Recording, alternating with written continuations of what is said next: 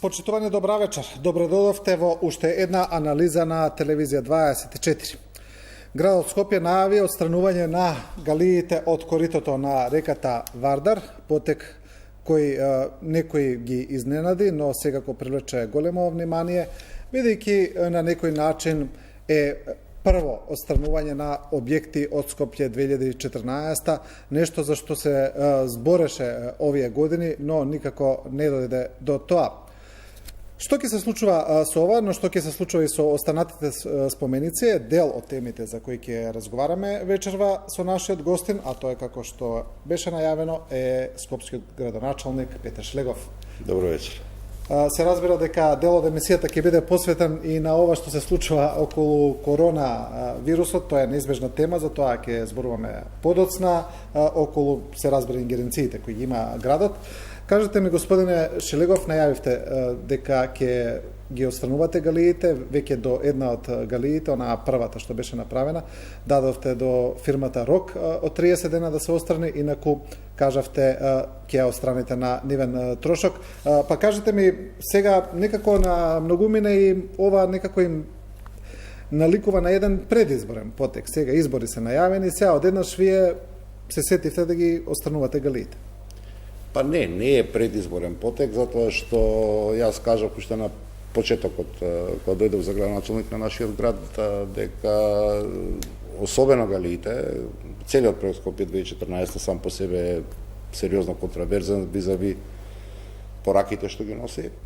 Меѓутоа, галиите се и сериозна опасност за имотот и здравјето на луѓето, затоа што сите анализи што се направени и од страна на градот и од страна на UNDP зборуваат за тоа дека било каков тип на објекти, ова се де факто објекти, иако градот ги внел како урбана опрема, што е голем абсурд, во мајнор коритото, значи во малото корито на Вардар, представуваат сериозна опасност за поплавување на Вардар, затоа што протокот, поплавување на Скопје, затоа што протокот на реката Вардар се намалува. И јас уште тогаш кажав дека градот ги почнува постапките.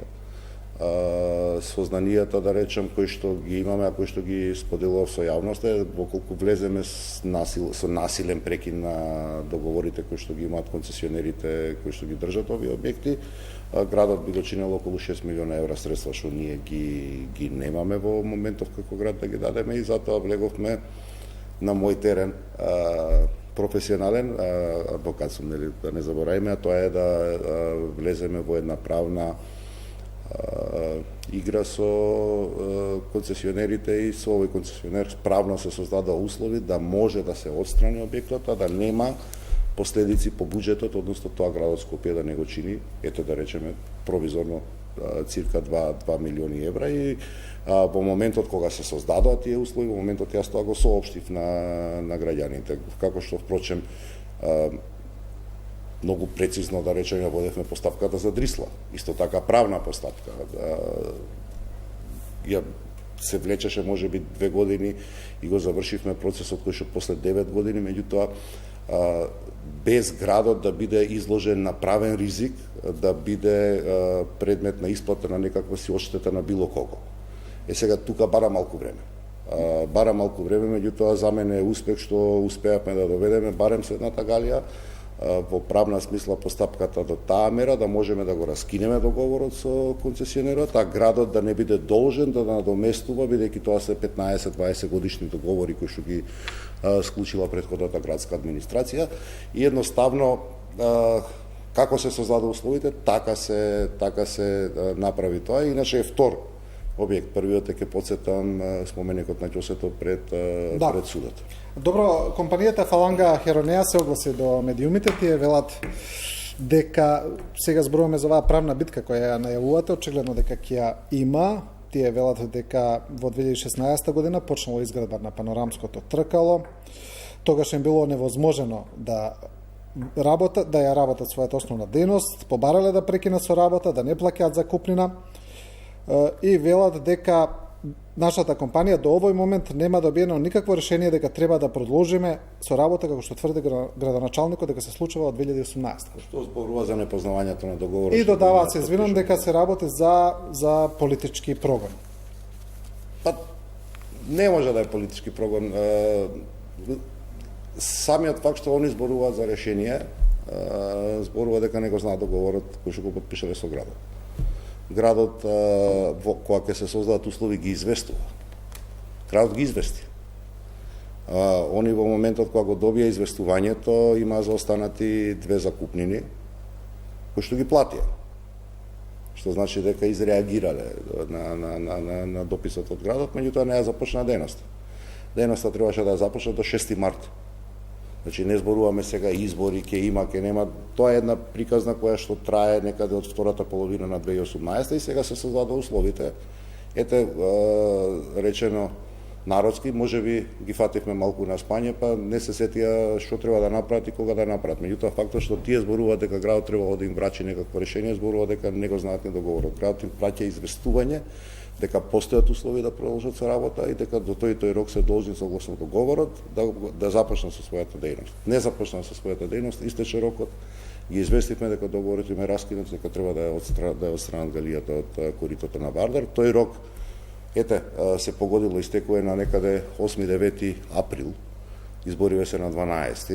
Јас нема заради тоа да не мисли дека некој е политички направено, па сега ние на 9 или на 10 април, 2 дена пред избори да ја тераме таа работа, меѓутоа на 13 на 14 веќе ќе влеземе во отстранување на галијата, за да не биде толкувано дека е тоа во служба на изборите. Добро, што е со останатите 2 галии, каква е таму состојбата? Таму сме и во некакви разговори, и во некакви преговори, да речем, со концесионерите, ќе видиме како се озреваат условите. Мојата примарна грижа е градот Скопје да нема фискални импликации врз действијата кои што ги превзема, имајќи во предвид дека станува збор за договори. Ако успееме да извадиме ситуација или состојба во која што градот нема да ги плати средствата, таа ќе реализираме. Ако не, тогаш јас кажав и во текот на денот кога беше подпишано известувањето за галијата која што ќе побараме и помош од централната власт да се изврши едно, ако треба и вештачење и да се направи некаква согласност. Примарна е безбедноста на граѓаните, а галиите се нешто што сериозно може да ја загрозат безбедноста на граѓаните, имотите нивни, нивните животи во случај на надоаѓање на води, а не времето пред 10 дена што беше силниот ветар покажа всушност дека природата знае преку ноќ да ни донесе несакано секојдневие. Тој ветар што удри, па падна и фасади, падна и кровови.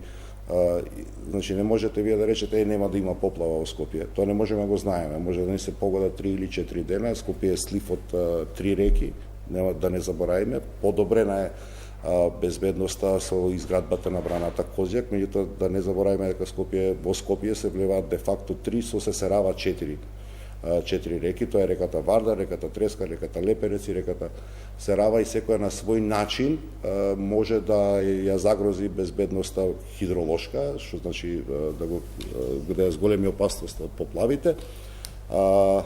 Најлошото сценарио е кога го имате сливот од сите 4 реки во ист момент, што не можете да го исклучите. Да. И токму заради тоа сметам дека нивото на безбедност мораме да го дигнеме. Но значи со овие останати 2 галии ја немате оваа иста состојба, таму концесионерите работат. Ја немаме во моментов, меѓутоа не значи дека не го работиме или не го работаме случајот како сакате така. Добро, исто така побаравте од општината Центар да ви биде пренесена сопственоста врз спомениците кои општината ги одржува. Исто така едно барање кое дојде сега, заедно со галиите отприлика тука некаде, повторно пред. Ама тука во овој период сакам да кажам. Знаете повторно некако наликува на предизборно некое предизборен памфлет. Сега јас освен галиите, бидејќи знаете што велат луѓето, еве сега нака карикирам, добро, што им текна сега одеднаш на сето ова да го прават? Баш пред избор, зашто не порано? Затоа што прозивките од јавноста најчесто се движат кон градоначалникот на Скопје. И за работи кои што не се работа на градоначалникот или на градската управа. Јас се сеќавам дека некаде 2017 беше формирана таа меѓуресорска комисија за утврдување на состојба на Скопје 2014, беа донесени определени констатации, меѓутоа после тоа не направи никој ништо освен град Скопје. Град Скопје од друга страна станува збор за имот кој што е собственост на општина Центар, спомениците. Меѓутоа постои договор подпишан од претходниот градоначалник на општина Центар и претходниот градоначалник на град Скопје, во кој што градот го превзема одржувањето на спомениците и фонтаните.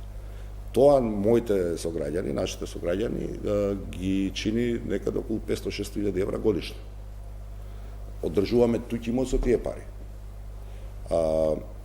Јас со допис до градоначалникот на општина Центар се обратив и реков, или земете си ги назад, подржувајте си ги вие, што не верувам дека на било кој му се допаѓа, се не сака ни градоначалникот на Центар да одвојува веројатно половина милион евра годишно за одржување, или дајте ни ги на нас, па да видиме што е одржливо, што е неодржливо, дел ке се отстрани, дел може. Нема да се отстрани, не прејудицирам јас каква ќе биде целосно судбината.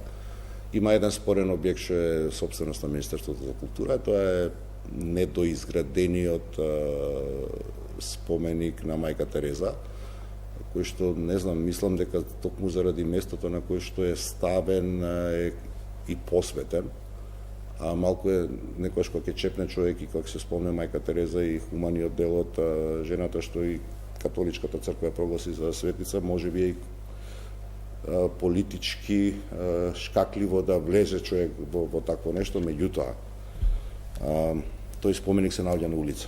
Улицата се вика Орце Николов и тој е влез во плоштад.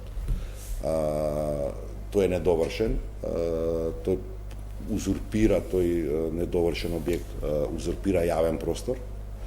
Јавниот простор може да користат граѓаните за влез во плоштадот, меѓутоа и за не дај Боже ситуација да треба да интервенираат, немаме противпожарно возило како да влезе таму, можеме исто така да дојдат до загрозување на безбедноста.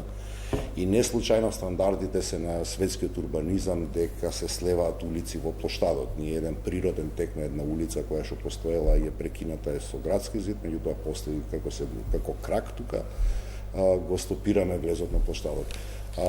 Јас се консултирав со сите урбанисти во нашата држава кои што нешто значат. Знаете дека град Скопје има и посебна соработка и со архитектонскиот и урбанистички факултет, меѓутоа и со асоциацијата на архитекти. Тоа е македонската елита, условно кажано, во урбанизмот.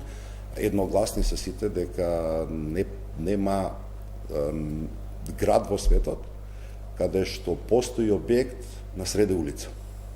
И тоа е улица која што едноставно мора да си го добие својот. Добро, отприлика ова што ми го објаснивте сега образложение, значи ли дека споменикот на мајка Тереза е еден од оние што сметате дека треба да се дислоцираат? Еден од оние кој што е и сериозна опасност. Јас кажав, Министерството за култура кажа дека ќе даде конкурс за изглед на просторот, бидејќи нема да се доврши споменикот на мајка Тереза, тоа е известно, тоа е одлука на Министерството, нема да го довршат така како што било и сега ќе треба да го приуредиме просторот, да се адаптира. Тоа е, да речем, одлуката што има Министерството направено. Јас реков, градот Скопје или ја као Петре Шилегов како физичко лице на конкурсот за уредување на просторот ќе конкурирам со улица. И таа е, да речем, идејата што ја имам. На крајот на денот, можеби и јас како градоначалник треба да ги спровоцирам и другите институции да започнат да ги решаваат проблемите. Мене ми стои како град Скопје уште зградата на поранешната зграда на Пелагонија. Очекувам дека најбрзо ќе биде објавен конкурсот за идејно решение за изглед и да го вратиме колку толку автентичниот изглед на таа зграда. Елем ќе треба да си превземе чекори за уредување на зградата на Евана. Тоа се двете згради на зградата на Елем на плоштад, тоа се двете згради што останаа недовршени, меѓутоа и Министерството за култура кај споменикот на мајка Тереза. Институциите мора да си превземат дел од одговорноста, бидејќи управувањето со определени институции, меѓу другото, подразбира и одговорност и храброст, ако сакате, на носење на одлуки, и ќе треба да си ги донесат соодветните луѓе одлуките. Дали мислите дека и предмалку кажавте дека за меѓуресорската комисија за Скопје 2014 што била направена и пошто која не се случи ништо, мислите ли дека останатите гранки на власта некако заборавија на тоа на Скопје 2014. Едноставно оставија се кој што е. И дали мислите дека тоа го направија од конформизам или од можеби од страф од реакција во јавноста? Знаете она реакција, па добро, зошто сега да се урива, зошто нешто да се трга? Не зборуваме за класи, јас си кога зборувам за дислокација, не зборувам за уривање. Океј, значи затоа што таму се потрошени некои наши пари. Ќе го спомнам да не бидам и лошо разбран. Например во Будимпешта, омилената на некои од нашите поранешни политичари, има еден парк што се вика Мементо. Во паркот Мементо, да речам, маđарите одлучиле сите споменици од социјализмот, а кои што ја наградувале Будимпешта и ја одземале суштината и одземале душата, бидејќи делови од Будимпешта и во тој апсолутистички систем што многу асоцира на апсолутистичкиот систем што го имавме ние до пред 2 години, им била одзимана душата и не биле соодветно, да речем, третирани традиционално онака како што била градот, и ги дислоцирале и ги лоцирале во паркот Мементо, што сега е отворен, да речем, за посетители. Па можеме, веројатно, ќе дојдеме до таков процес. За мене е битно да градот конечно воспостави собственост врз тие објекти, а дали тоа ќе биде дислокација, можеби некоја општина ќе побара, со градоначалникот на Охрид сме разговарале, и тој би сакал веројатно Цар Самуил да биде во Охрид, а кај нас дека стане на среде улица. Исто Цар Самуил е на среде улица ставен на влезот на площадот на улица Македонија. Така што тоа се размислувања, тоа нема да ги носам одлуките сам, тоа сепак мора да ја консултирам и стручната јавност, да видиме како ќе бидат тие реакции. Моето мислење е дека не до крај фокусирано или не до крај сконцентрирано проблематиката на Скопје 2014 беше третирана од страна на институциите кои што има одговорноста, затоа што прво зборуваме за сериозна неквалитетна изведба со неавтентичен материјал во неавтентична средина за нешто што никогаш не било автентично скопско. Видовте вие ветрот дека ни ја сруши Мепсо фасадата, брутализмот и архитектурата на зградата на Мепсо. Не е барокот кој што го опшија со гипсови, со, не знам, ниско квалитетна фасада. И таа зграда е на свој начин велелепна. Владата мене, ако ме прашате, наградена како архитектонски објект, заштитена, тоа е силување на објектот, го велат архитектите. Стоковна куќа Скопје. Објектот на нама стар 60-70 години, да речам, како таков е целосно пропастен, затоа што имаме гипсан, и вие знаете дека зашто статуите нешто ги изгрешили од мерка, па го сечеа гипсот за нешто што као треба да личи дека е камен. Кога ќе појдете, тој тип на архитектура не бил типичен за нашиот град никогаш. Кога ќе појдете во светот, тоа таму го правеле или од мермер или од гранит. И го правели затоа 100-400-500 години. Ова наше, на првиот ветер почна да паѓа и веќе ги гледате и можеме да ги видиме тие и пукнатини кои што се појавуваат, и неквалитет, и се гледа дека е гипс, и градот едноставно не личи на ништо, и ние треба да го изнајдеме модалитетот да не правиме или да не генерираме повторно трошоци во голема мера, а да се обидеме да ја вратиме автентичноста на изгледот на нашиот град. Добро, лудилото на самиот проект, што мене никако, како човек сега зборувам, не ми влегува во глава, е дека во тој 1 километар квадратен се потрошени околу 680 милиони евра. При тоа, овој град нема трамвај, овој град нема развиена топловодна мрежа, овој град имаше проблем со Дрисла, веројатно ако имавме како такво и со средства од 3-40 милиона евра ќе направивме Дрисла да продуцира пари, како што секаде од депониите во современите градови продуцираат пари. Овој град има проблем со загаденост. Уништен е јавниот простор во Малиот Ринг, 70% од зеленилото за сметка на тој проект се уништени во Малиот Ринг, и Скопје од еден град кој што има сериозно квалитетен просек на зеленило по глава на жител, го претворивме во камена творба, која е полукамена творба, како беше на мермер, што да не Тоа- е мермер, тоа- али се токму- тоа се работите кои што да речам пречат и не можеме да се однесуваме кон нив како да не постојат. Тоа токму сакав да ве прашам, самиот да го кажавте, финансискиот момент, значи естетскиот и уметничкиот, стручната јавност тоа мислам безброј пати го кажа што е проблемот, но самиот кажавте 600 милиони евра, а одговорност никаква, таму значи имаше индиции за сериозни криминали, се спомнуваа сериозни суми, значи слушнавме претходно, мислам слушнавме од вас на пресконференциите кои ги државте цело време на Бихачка, слушавме и од бомбите.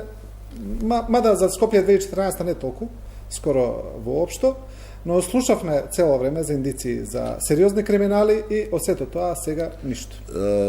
Меѓу другото, токму и заради тоа јас ги иницирам овие процеси, за да може градот да има формална моќ. Сега не ве прашам само како градоначалник, бидејќи не е ваша надležност. Јасно не. Политички. Меѓу другото, јас и за тоа инсистирам градот да има формална моќ врз дел од проектот, не цел, меѓутоа барем дел, голем дел, за да може и да процесуира некои од работите. Јас колку што сум известен сум во тој сегмент, градоначалникот на општина Центар Саша Богдановиќ има до специјалното јавно обвинителство порано, сега до обвинителството за организиран криминал поднесено неколку кривични пријави и се предмет на формирање веројатно, меѓутоа тоа оди преспоро и за мој вкус. Фокусот на политичкото действување на Социјалдемократскиот сојуз на Македонија во изминативе 2,5 години, само 2,5 години владеевме, значи да се разбереме, за да немаме спинови 4 години помина или тој тип. Владата што ја формира СДСМ беше 31 мај 2017, изборите беа во декември, ама да не се враќаме на тие конститутивни седмици 27 април, како све беше отпорот, не се, значи, после тоа имавме одма локални избори, после формирањето на владата и фокусот беше во стабилизирање на државата, да не заборавиме каде беше нашава држава во 2017 година, кога ние ја преземавме, изолирана, заробена, сериозно партизирани институции кои што беа нефункционални, кои што беа стајани не во функција на државата, туку во функција на поранешната владеачка партија ДПМН. Тоа беше стартната позиција која што имавме. Логично беше фокусот да биде да се стабилизира државата. И гледате каде сме сега, после само 2,5 години. Нашава држава е членка на НАТО. Нашава држава најверојатно на седница на Советот на министри на Европа сега во март ќе започне преговори за преговори за полноправно членство во Европската унија за само 2,5 години. Сега Македонијава наша, Република Северна Македонија, во друштво со Соединетите Американски држави, Велика Британија, Германија, Франција, Шпанија, Италија, Канада. Нешто што било која политичка елита што се појавила од независноста на Македонија навака, зборувала. Држава што беше изолирана, фрлена на маргините на Европа, што никој не броеше дека сме некаде. За само 2,5 години ја доведовме во овие две институции, каде што секоја политичка елита тврдеше дека ќе сака да ја донесе. Да, во тие приоритети, некои работи што се повидливи во секојдневието, веројатно останаа занемарени, како што е Скопје 2014. Зашто ја сега иницирам, да речем,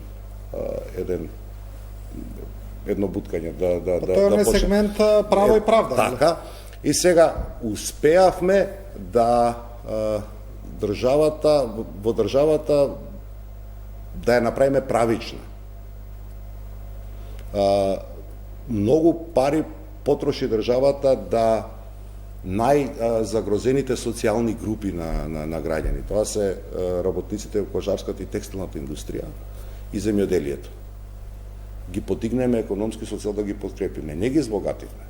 Тие луѓе се се уште сиромашни. Ама да не забораваме дека минималната плата од 8.000 стана 14.500 денари. Да не забораваме дека субвенциите не завршуваат сега кај партиските земјоделци, туку кај вистинските земјоделци. Идејата е да направиш што е можно послободен човек, ако го направиш за нијанса побогат. И тоа значи направивме колку толку поправична држава. Добро. Во следниот циклус, јас сум искрено убеден дека ќе се посветиме правичната да стане и правна држава. И да одговорностите секој на свој начин си ги сноси за тоа што го има сработено. Поентата во што ми беше во трансформацијата од 2017 до денеска, партизираните институции, каде што се уште постојат инсталации, бидејќи таков е законот за административни службеници, се мислам дека сте имале гости кои што сте разговарале на таа тема, беа сериозни кочничари во функционирањето на правдата, затоа што на крајот на денот правда не значи само кривична пресуда. Правда значи да имате и функционални институции. Јас во градот Скопје во многу сегменти се обидов да ги надминам, во дел ги надминав, дел се уште ги надминувам, инерциите во функционирањето на државната администрација. Ако ние имаме функционални институции, чувството за правичност и за правда кај граѓаните ќе биде поголемо. Да не морате да го барате градоначалникот на Скопје за да бројчето ви биде завршено побрзо, туку дека знаете кога ќе го поднесете, во рокот 10 дена ќе ви биде завршено или 5 дена. Да, добро, само уште еден краток одговор ве молам за ова Скопје 2014, а потоа ќе преминеме на други теми. Општината Центар кажа дека за тоа ќе разговара за пренесување на надлежноста после избори, и дали можете да ни кажете, ги спомнавте споменикот на мајка Тереза, спомнавте Цар Самуил, дали еве може да ни кажете уште на кој споменик конкретно мислите дека би можел да се дислоцира? Не е прашањето, јас реков дека јас нема да бидам јас човекот кој што ќе кажавте, но дали еве имате вие своје размислување? Знаете како, кога ќе трнете од Гранд Хотел, од Холидин, покрај Кеј, па кога ќе дојдете на плоштад, па кога ќе завртите еден круг околу плоштад, колку споменици ќе изброите? Да не го забораваме Жена Борес паркот. Сега споменици, статуи, ако броиме се заедно. На што се личи? Тоа е силуван јавен простор. Тоа не е по ниеден стандард за јавен простор. Јавниот простор е нешто што ги собира луѓето, нешто каде што луѓето ќе може слободно да се движат, кај нас ние се сопнуваме од тие нивни споменици. И затоа дури имате на Јустинијан, да речем, споменикот е внатре у кејот на Вардар. Мислам, ме разбирате, има многу каде што треба да се разговара и ќе разговара стручната јавност по основ на тоа што стручната јавност ќе го заклучи, такви ќе бидат одлуките на градоначалникот на Скопје. Да, добро, кога зборуваме за опозицијата, за ВМРО-ДПМН, тие велат, отприлика такви обвинувања имаше скоро, велат, цитирам, градоначалникот Шилегов, кој шајка не поставил во градот, сега зборува за криминал, објаснува нешто, па имаше доста критики за невремето кога беше, дека паднале некои кровови покриви од некои средни училишта. Тоа затоа што претходните градоначалници коваа шајки по нив и затоа ги одува ветрот. И само уште ова сакам да кажам дека сакавме во оваа емисија да има представници од ВМРО-ДПМН, не успеавме. Некако целата комуникација не успеа, не сакам да кажам дека одбиле, но едноставно не успеавме да обезбедиме. Имаат и некоја партиска денеска активност, можеби тоа е пречка, не знам. Но без разлика. Вака се ќе ви кажам, значи македонското општество и градот Скопје е жртва на примитивизмот и ефтиниот популизам на ДПМН. И навиките што они сакаат да ги створат или ги створија во општеството, што сакаат сега да бидат продолжени. Не е работа на градоначалникот која шеќи. Меѓутоа, јас се уште не можам да видам човек внатре во ДПМН што може на политиките што се креирани во изминативе 2 години и неколку месеци во градот Скопје да даде соодветен одговор. Моја работа е да го организирам градот и да ги организирам градските служби, да ги организирам постапките со цел да градот биде ефикасен во својата работа. Ако го прашате ДПМН, они, например, премолчеа или не го гледаат зелениот кров на ГТЦ. Не гледаат дека во времето нивно, партизанска од Симпо до Мак Петрол бензинската се реконструираше 9 месеци, а ние летоа реконструиравме од бензинската Мак Петрол до мост Обединети нации за помост од 40 дена. Не видоа дека се целосно реконструирани во неколку општини, многу сообраќајници во нашиот град. Понекогаш велат тоа не е направено, значи, пошто нели шајка не е закована. Во моментов не го гледаат, јас сум убеден дека граѓаните го гледаат за разлика од нив, дека во Скопје се градат 4 булевари. 4 булевари во овој град не се граделе нити после 1963 година. Пластичарска, Асном, кај Хилтон, хотелот, Христијан Тодоровски Карпош и Босна и Херцеговина.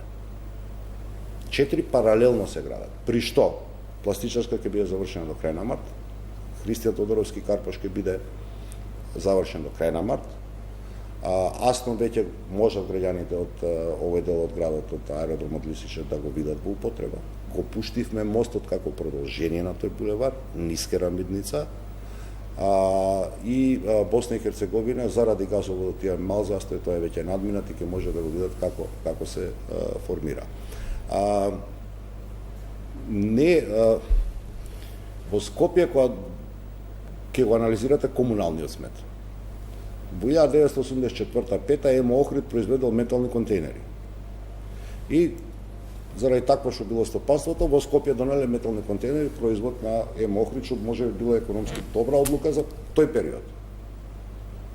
А тие контейнери од 1984 до лани никој не размислил како да ги смени. Третманот на комуналниот смет како да го смени. Градот ни е оставен без систем и процес на селекција на отпад. Населението не е едуцирано за селекција на отпад.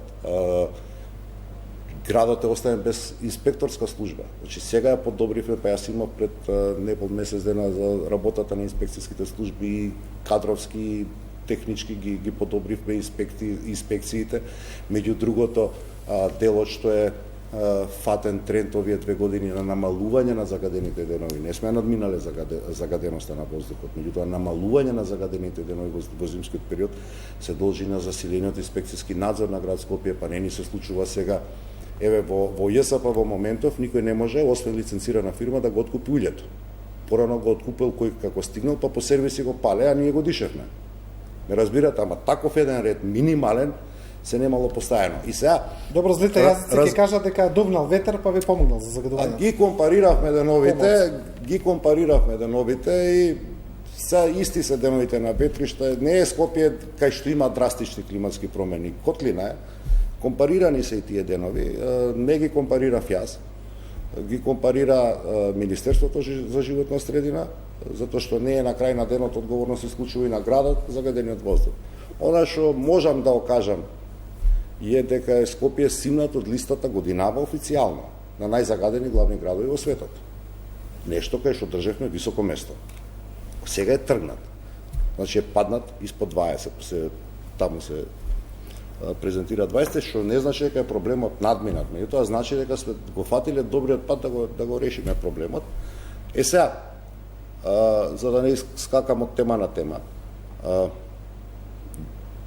ја не сакам да уопште се компарирам со размислувањата на ДПМН. Шајка не била закована. Зашто за нив политичар си исклучиво ако фрлиш лопата, ако сечаш лента, ако облечаш што знам чизми кога врне дожд, а тоа е ефтин популизам. Тоа не има доведено или овој град го има доведено, бамо кај што се. Јас, освен во еден случај кога МВР отвараше полициска станица, нити имам лента пресечена, а сум пуштил многу објекти во употреба, нити имам чизми стаено, нити имам намера на тој начин да го организирам. Да, кога беше и невремето советото, излегов на терен со луѓето, зашто треба да ја организираш работата на лице место. Ама ја не кревав даски, ја не чистев улици со метли. За мене тоа е подценување на интелигенцијата на граѓаните. Такво нешто од нивниот градоначалник, барем дека сум јас, нема да го доживеат. И не мислам дека е коректно да го доживеат. Господин Шелегов, што се случи со продажбата на градската куќа? Еден потек, значи имаше и тука обвинување на ВМРО ДПМН, но со сите нели податоци прилично контроверзен потек. Не е Што се случи со Не е продажбата? контроверзен. Завршена е продажбата. Ние сме во моментов на одработка на решението и градот ќе си добие соодветно седиште. Каде да појдете сега, каде да појдете во светот, седиштето на градот е во центар на градот. Дури и владите и парламентите се надвор од центарот на градот, ама седиштето на градот е во центар на градот. Добро, тоа е центар, градската куќа. На И при- мислам, на- не, и оваа што е градена е во центар. Сега не е ужи центар, нели, но Јас зборувам во епицентар, еве, за да бидам прецизен, во епицентар На градот, плоштад. да не бидам лошо разбран. Тој бе објект не ги задоволуваше потребите на градската администрација. Затоа што значи јас го наследив договорот и таа мораше да се догради. Здраво рационално размислувајќи велиш, окей, чиме дограден објектов, ајде да видиме да преселиме, зашто на решение во бараките од 1965 као времено решение. И кога ги направивме анализите, имајќи предвид каков е распоредот на просториите таму, констатиравме дека повише од 450 луѓе таму не може да сместиме. Градот во моментов има околу 530 вработени, во моментов. Значи таа е направена без да воопшто биде зошто не ја сметка. направите таа анализа пред да платите за дограда? Затоа што договорот беше 3 милиони активен, ја морав да го испочитувам. Сепак сум правник, да не забораваме. Јас не можев да го прекинам насилно договорот еднострано. Тоа беше активен договор, добија на јавна набавка, таму беше Уште кога ги плативте тие 3 милиони евра, бевте свесни дека зградата нема да биде доволна? Не, кога ја доплативме и се догради, рековме да ја направиме распоред внатре и констатиравме дека не е собира во услови кога па сега од позиција на председател на ЗЕЛС, јас сум тој што ја притиска владата да продолжи процесот на децентрализација. Значи градот да добие повеќе ингеренции. Добивањето на повеќе ингеренции значи и превземање на дел од вработените што сега работат во рамки на централните институции да бидат дел од градската администрација. Да не бидам лошо разбран дека тоа ќе носи нови вработувања. Не, ќе преземе, ако преземете дел од труд и социјала, ќе преземете со се вработените центарот. Меѓутоа, ме разбирате, ќе се зголеми потребата за да бидат сместени луѓето и како таков тој не ги задоволуваше минимум стандардите. Очигледно е дека кога била градена, не ни размислувале дека градот треба да превземе ингеренции. Ја отворив доста прашања. Градот изготви закон за комунална полиција или општинска комунална полиција, затоа што сметам дека не можеме ние како град да одговараме за гужбата во сообраќајот, а тоа да е работа на Министерството за внатрешни работи. Добро, само што е ова. Не може, добро, и сакам да кажам, и тоа беше причината за да не остане. но ја продадовте за многу помалце пари отколку што е направено. Тука има ја продадовме за 100.000 евра повеќе од тоа што градот имаше вложено во самата градска куќа. Бидејќи се редуцирани договорите за јавни набавки, значи намалена имаше некоја сума 17, 19, не знам колку милиони евра, тоа не е точно проверете, лесно е проверливо, јавен податок е на крајот на денот, беше поставено прашањето и затоа ВМРО го затвори така лесно или така бргу. Проба ау, криминална продажба, не знам си ја што е, кога на крај од секторот за финансии во град Скопје ќе го добиете извештајот колку се средствата што градот ги употребил, до цент ќе ги добиете и ќе констатирате дека градоначалникот или советот донесе одлука за продажба, а градоначалникот што вика дека е Шилегов ја продаде за багатела, не, ја продаде за 150.000 евра повеќе тоа што овој град вложил. Така што тоа падна у вода и затоа престана да го експлоатира. Каде ќе се сели градската администрација? Имате ли? Да, има 2 до 3 варијанти. Во моментот кога било која од нив ќе биде созреана, сега јас и не можам до крај да ги влечам постапки ради изборите. Во истиот момент ќе биде споделено со јавноста, во секој случај ќе биде во делот на малиот Ринко Скопје. Кога би било тоа отприлика? Имате ли некаква проекција? Максимум средина на наредната година. Максимум.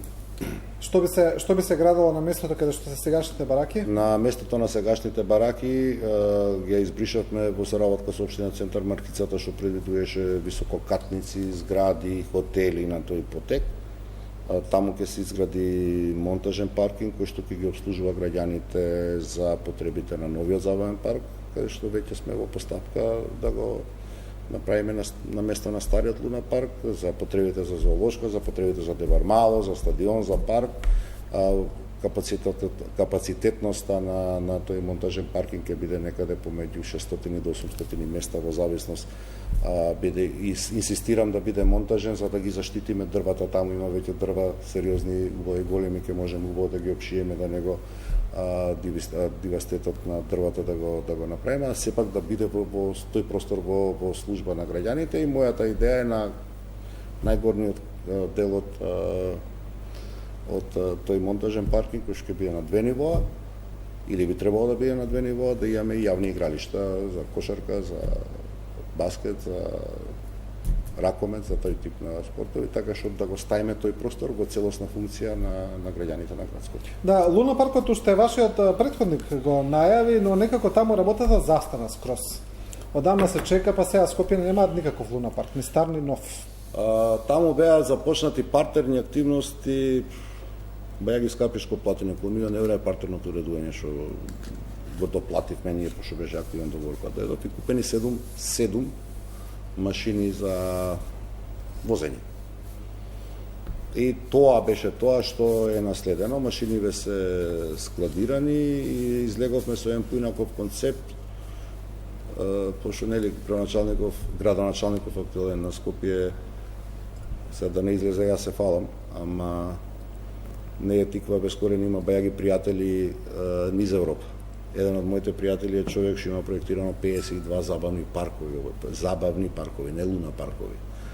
Во Европа и го замолив да ја направиме анализата и студијата, и таа студија и таа анализа беше презентирана и на јавност и на Советот, и кој донација е примена, значи не кошташе пари, која што предвидува 27 машини на постојната површина, за нијанса можеби ќе се зголеми од Луна паркот, на сметка на дискотеките кои што ќе ги нема веќе таму, ама ќе добиеме концепт на забавен парк. Концептот на забавен парк подразбира да вие може да влезете внатре како семејство и да го поминете цел ден. Со една карта. Со една, да. Тикетингот е друга наука, меѓутоа зборувам што како понуда ќе имат скопјани за отприлike 2 години од сега. Затоа што во Дизниленд во Париз луѓе доаѓаат од цела Европа. Тоа го знаете и вие веројатно. Да.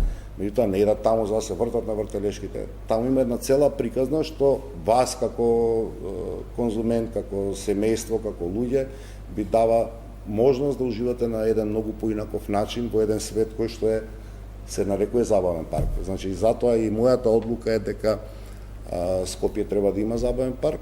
Такво нешто немаме во радиус на 300 км. Значи, не можете најдете на Косово, не можете најдете во добар дел од Србија, нема во Бугарија, во Солун има еден мал околу Космос тука, нема ни во Албанија. Што значи дека тоа може да биде и туристичка атракција која што ќе привлече гостија. Моја работа, меѓу другото, е да ги помагам и локалните бизниси, носејќи луѓе. Ќе дојдеме веројатно и до новите години до Дино Мерлин, па ќе поразговараме и на таа тема, зошто коштал, колку коштал, па ќе направиме математика, пошто јас ги имам математиките добиено. И тоа ќе биде, да речам, тоа ќе биде мојата работа во целата анализа. Во целиот случај на забавниот парк, анализите покажуваат дека со просечна месечна посетеност од околу 3000 луѓе, ние со добар тикетинг, значи со добар баланс на карти, понуда од неколку видови од билети, би можеле на ниво на исплатливост на инвестиција да го доведеме забавниот парк за период од 7 до 9 години. Што сите што се во таков дел од бизнисот кажуваат дека е сосема еден добар турновер момент, значи добар момент на поврат. Добро, за каква инвестиција се работи, за колку пари? Дали може градот тоа да го финансира или ќе земе кредит? Ќе земеме кредит, не можеме сами буџетски да го isfinansirаме, можеме сегмент, дел, меѓутоа не целосно. Би требало да биде 10 до 11 милиони евра таа вредност. Кога би можело да се заврши се? Па да ги завршиме постапките за задолжување, бидејќи ги имаме како такви, одобрението од Министерството за финанси и техничката спецификација, тендерската документација веќе се доработува и веднаш после добивањето на одобрението, значи по закон мора да имате финансии обезбедени, да влеземе во имплементација на постапката. Постапката би ја завршиле некаде кај септември-октомври, после интензивно ќе почнеме да работиме на реализација на забавниот парк. Значи, сепак, отприлика тоа се неколку години. Не. Самата градба не би требало повеќе од една година трае. Ама зборуваме, пак кажувам, за една сосема поинаква димензија. Нема да биде луна парк кај што ќе се возат деца, нема ќе биде целосно затворен комплекс, забавен парк. Да. Добро, значи оптимистичка некоја проекција 2 години, да речеме, оптимистичка. Да, Добро, спомнавте пред малку и самиот темата на загадување, тема која беше главна, да речеме, пред 2 месеци, па и кога гостувавте кај нас, нели, за тоа и гостувавте. Сега некако не се зборува премногу, можеби и ова коронавирусот ја покри скроз. Но и немавме годинава. И бројките покажуваат помалце, да. Немавме нормално загадување. Знаете како, грижата за здравието на било кој човек, дури и поведението на градов, да речам, во еве сегашниве стравови, сега веќе пандемија по за коронавирусот, е многу оправдана кај било кој граѓанин. И заради тоа, во моментот кога имате видлив проблем или нешто што го осеќаат или чувствуваат, луѓето природно реагираат. Така треба да биде, многу природно, многу нормално. Не треба да си играме со нивните чувства. Имаме политички партии што сериозно користат моменти на вакви, да речам, загрижености кај луѓето, да ги нападнат тој тип на чувства, што за мене е многу нечовечно, долно, подло да правиш политички поен на таков страв. Не се, значи, луѓето не ја перцепира загаденоста дека е на толка во ниво и затоа и во последниве се уште сме во грејна сезона, не заборајме. Да. Немаме толкав импакт. Да, има загриженост, да, треба да се бориме, да, тоа е перманентна борба, да, не е проблемот надминат, меѓутоа е со еден тренд на облажување и затоа не е толку на приоритетите во перцепцијата на луѓето. Иако е за мене, јас тоа го имам кажано, се уште немаме удрено како институција во стратешките извори. Тоа е нешто што ја го работам како енергетска политика на градот. Веројатно кога ќе завршат изборите, ќе можеме да восстановиме или да воспоставиме систем на тоа дека градот како јавно добро, како јавна институција ќе раководи со топловодните мрежи во нашиот град, бидејќи во Скопје имаме 3 топловодни мрежи кои што се независни една од друга. Едната која што во моментов ја управува БЕК, едната која што ни е во Скопје Север и едната која што ни е на Железара. Сите се тие 3 неспоени, што е нонсенс сам по себе. Затоа што ја имате на Железара топланата што всушност електрана е таа која што произведува електрична енергија, нус продукт е топлата вода и таа е 24 сата достапна. А се наоѓа на некои си 2 километра од топлана Север, односно од мрежата на топлана Север. И имате некаде околу 70.000 станови во од градот за кои што во моментов ние не знаеме со што се загреваат. Значи, предпоставуваме. И сега имате ефтин енергенс, куќи со нерешено и згради со нерешено загревање на домовите, очигледно извор на загаденост за инвестиција која што чини 4 милиона евра да ги споите системите. И тоа никој го нема направено во овој град никогаш. И вие сакате после тоа спојување градот да превземе надлежност? Да, затоа што градот има како институција зборува. И јас кој негов градоначалник у моментот интерес да на своите граѓани им понуди еколошки исправно гориво, средство за затоплување на домовите, затоа што тие топлани се на газ, ефтино, поевтино од она што во моментот го користат, во секој случај, во секоја варијанта, и лесно достапно. Ако тоа го прави градот, тогаш и само тогаш ќе може да креира градот и социјална политика, затоа што не секој во дадениот момент може би е спремен да го направи приклучокот кон централно грејење. Па може би подстаниците ќе ги финансира градот за да граѓаните што живеат во зградата не ја платат подстаницата. Да. А таков интерес нема кај, бидејќи економски тоа условно кажано не е исплатливо, ама па што е работа на градот? Сепак троши јавни пари. Градот не е економска институција. Бидејќи тоа не е економски интерес на приватните концесионери, затоа треба градот да си го сработи. И во таа варијанта ќе овозможиме циклус. Знаете, кога започна еден бран на исклучување од топловодната мрежа, исклучување од БЕК, паралелно некако идеше изголемување на загаденоста на воздухот. Паралелно се тие процеси. Во тој процес се исклучи околу 16.000 корисници. Јас сега ви зборувам дека ние имаме стратегија која што чекам да ни биде лиценцирана пред надлежната регулаторна комисија, затоа го направивме јавното предпријатие, процес у кој што ние ќе направиме на 70.000 луѓе, 70.000 домови, многу лесно, ефтина, достапна енергија. И таа е работа која што јас ја сметам за нешто што како стратегија овој град мора да го има, да ја има, ако сакаме да излеземе на крај во борбата со загадување, затоа што 50% сакале ние да признаеме или не, од загадениот воздух во зимниот период ни доаѓа како извор за затоплување на домовите. И тие се стратегиите кои што не се едноставни, некогаш луѓето и со оправдано се можеби нетрпеливи, затоа што навистина сите загубивме премногу од животиве наши во лудилото што ни се случуваше во минатото.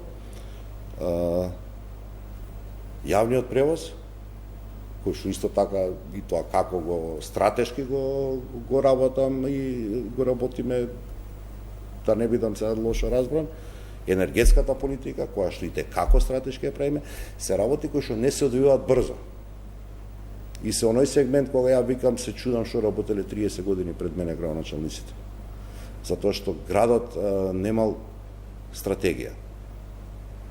И сега до прва ги воспоставивме тие стратегии, сега влегуваме во нивна имплементација. Значи го направивме ГЕС, сме во постапка на лиценцирање, представен е концептот на Bus Rapid Transit за јавен превоз, кој што е субституција на трамвајот, оваа држава нема доволно средства да isfinansира трамвај како таков, ама е доволно квалитетна субституција, а можеме да ја isfinansираме.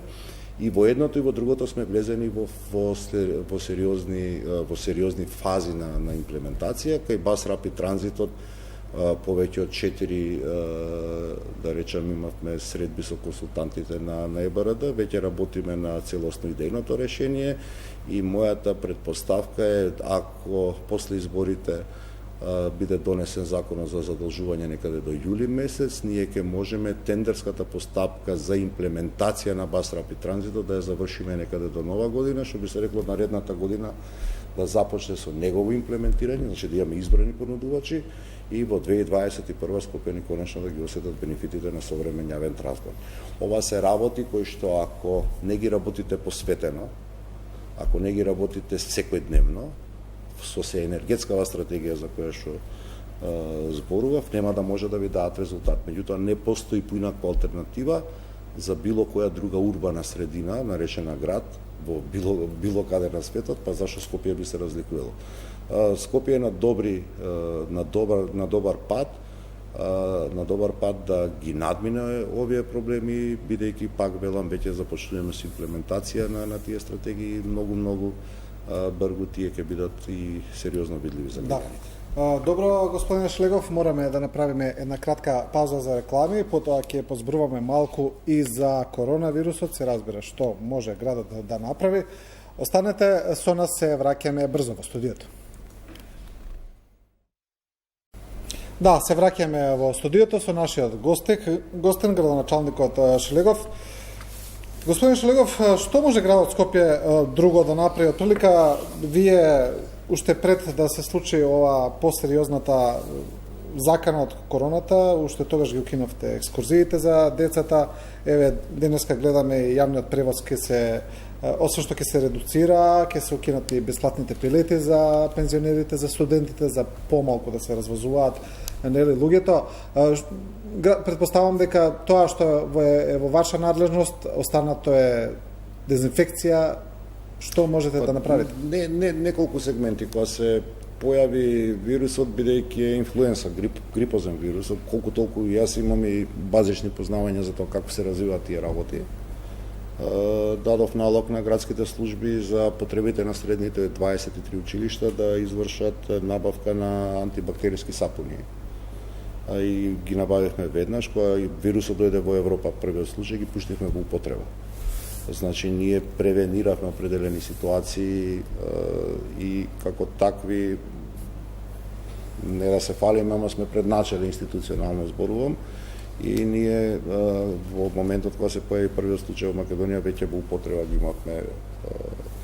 ги имавме антибактериските сапуни во средните училишта. Веднаш чим се појави вирусот во Европа, ги укинавме екскурзиите, организираните патувања, и тоа е во делот што можете да го направите сами како институција. И да, започнавме да ги дезинфекцираме автобусите на јавното сообраќајно предпријатие. Понатаму сме должни како институција да ги слушаме препораките на Министерството за здравство, за кое што мислам дека се сериозно добри и сериозно даваат определен добар резултат, и согласно насоките кои што ги добивме од Министерството за здравство во текот на вчерашниот ден, нели, се прекина наставата во средните училишта со цел да ги заштитиме ризичните групи, а најризични групи, согласно и ова што го добиваме како информација од Министерството за здравство и Светска здравствена организација, тоа се повозрастните лица и лицата со хронични болести. Денес донесов одлука да се укинат бесплатните билети.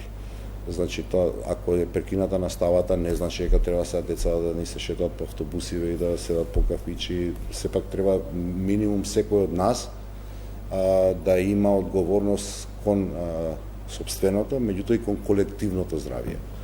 И секој треба на свој начин да слуша тоа што го кажуваат надлежните институции, тоа се најдобрите препораки што можете да ги добиете на светско ниво. Затоа што и Министерството за здравство, јас сум во секојдневен контакт со министерот Филипче, работи по препораки што ги препорачува Светска здравствена организација. И градската администрација на мало активности. Надвор од тоа, значи, градот што направи е да приемните денови, а тоа го направи и другите градоначалници на општините, за граѓаните внатре во просториите, додека трае овие две недели, ги укинавме. Значи, да немаме контакт на граѓаните со градската администрација, шалтерските служби, вработените се заштитени со ракавици и се заштитени со заштитни маски за да продолжи работата, меѓутоа да бидеме одговорни и кон моите вработени во град Скопје, меѓутоа и кон граѓаните кои што доаѓаат за определена услуга. Денеска исто така беа задолжени приватните превозници да превземат действија за дезинфекција на нивните автобуси и да превземат действија за заштита на шоферите, меѓутоа и таксистите исто така. И тоа се работи, да речам, што градот ги прави надвор. Не се опфатени можеби со препораките на владата, меѓутоа јас сметам дека е моја должност да го направам, а се во оној сет на мерки што владата препорачува дека треба да бидат направени. Тука нема да правиме компромиси. Значи, секој еден кој што е сопственик на автобуси, е дел од јавниот транспорт во градот Скопје, не се придржува до ова наредба, ќе биде исклучен од системот. А секој еден такси возач кој што не се придржува, ќе биде исклучен од системот, затоа што здравјето едноставно не може да прави на компромис. Немаме уште многу време. Кажете ми, не секам сега тука да, бидејќи јавниот збор е секогаш тежок, има одговорност да шириме црни сценарија, но гледаме дека во Италија, цела Италија е во карантин, претходно се ставаа области па и градови во карантин.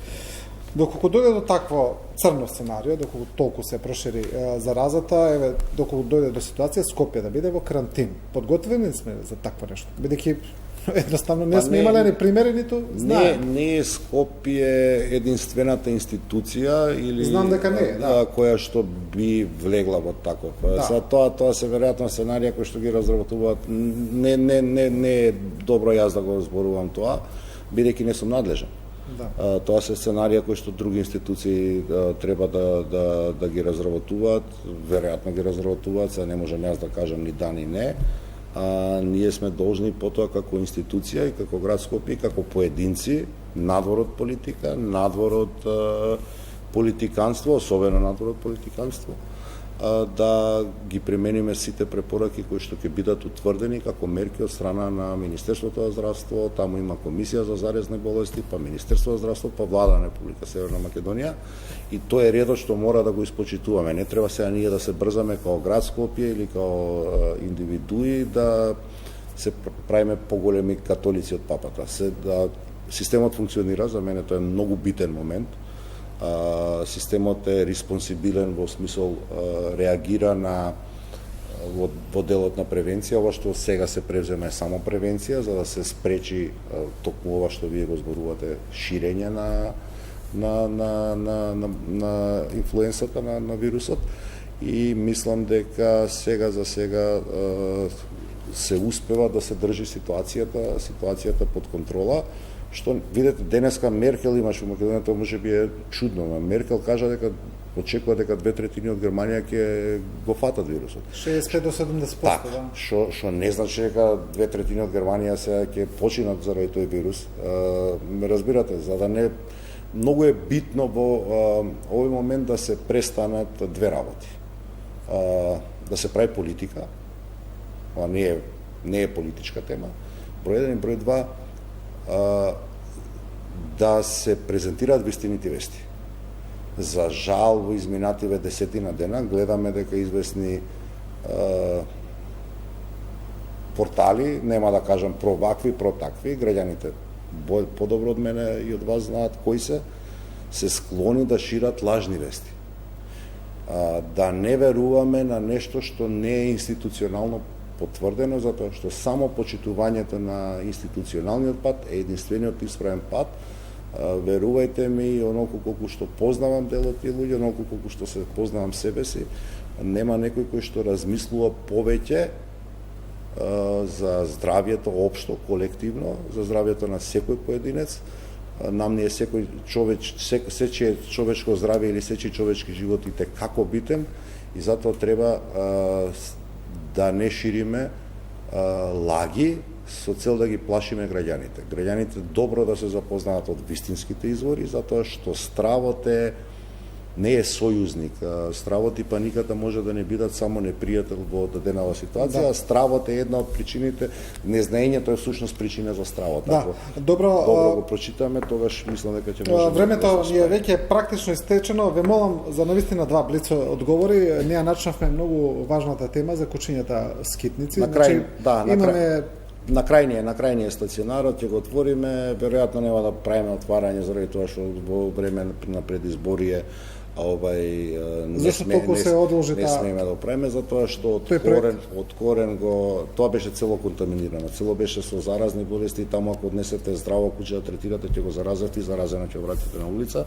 Јас очекувам дека многу брзо ќе го отвориме стационарот, ќе почне функционира и ќе поставиме целосна контрола на бројката на кучињата скитници. Добро, и добив уште едно прашање за вас на Facebook. Значи, ова не ми е проверено, ќе ве прашам вас. Вика, прашајте го гостинот зошто во ЈСП нема ниту еден денар покачување на платите. Сега не знам дали ова точно, ќе се оградам, значи за тоа ќе ве прашам вас. Не мора да значи дека е точно, во дел има, во дел и не. Во ЈСП платите се сериозно над просекот на градската администрација. Општо во јавните предпријатија имаат вработените повисоки плати од вработените во градската администрација, од една страна, друга страна ЈСП како систем, и затоа и влегуваме сега ќе ни дојдат нови автобуси за неколку дена на газ шосе. ЈСП како систем троши 8,5 милиони евра буџетски пари годишно. Значи градот го субвенционира работењето на ЈСП, затоа ја имаме оваа ниска цена на превоз, затоа ги имаме бесплатните превози. Градот во моментот не може да се дозволи на име на качување на плати да троши повеќе од тоа што во моментот троши. За штедата во ЈСП ја правиме во промената на флотилата на ЈСП. Значи автобусите на газ што доаѓаат, 5 минимум ќе бидат тука за 10 дена, До крај на мај треба сите 33, за 40% се поевтини во експлоатација од дизеливе кои што ги имаме кинескиве, кога ќе старта Bus Rapid Transit, веројатно дека технологијата што ќе примениме таму ќе биде хибрид на газ, што значи уште повеќе ќе се намали потрошувачката и системот на јавен транспорт нема да не чини 8,5 милиона евра, туку можеби ќе не чини 2 или 3, тогаш ќе можеме да размислуваме за зголемување на платите на вработените. Да. Инаку треба да знаат и граѓаните, дел се должи на тоа што повеќе од половината од вработени што ги наследивме составот, да повеќе од половината од вработени во ЈСП се администрација, а е шоферско предпријатие. Господин Шлегов, ви благодарам за гостување. Благодарам и на вас. Јас се надевам дека знам всушност дека граѓаните препознаваат што е вистинска грижа за градот, да замолам поддршка за политиките што ги креира градот и од вашата куќа, затоа што сите сме ние, Скопје дом и мој и ваш, Скопје дом на секој скопјанец, од оној поголемиот. Не живееме само во нашите куќи, нашите станови, живееме и во големата куќа наречена Скопје.